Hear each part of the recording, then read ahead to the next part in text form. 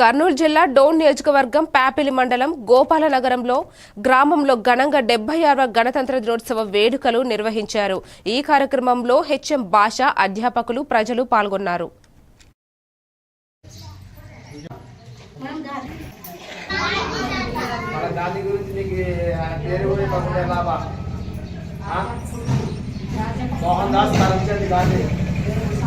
ఆయన గుజరాత్ గ్రామంలో అక్టోబర్ 2న గుజరాత్ గ్రామంలో జన్మించారు.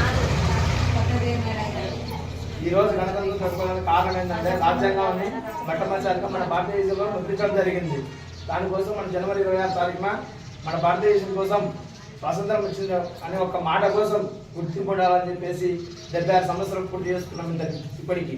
కానీ ఈరోజు భారత రాజ్యాంగంలో అంతా కార్యాలయాలు ఎక్కడ విద్యాలయాలు కానీ ఎక్కడైనా కానీ గౌరవేతనంతో ప్రతి పౌరుడు ముందుకొచ్చి మన జెండాకు చెల్లిపోతారు.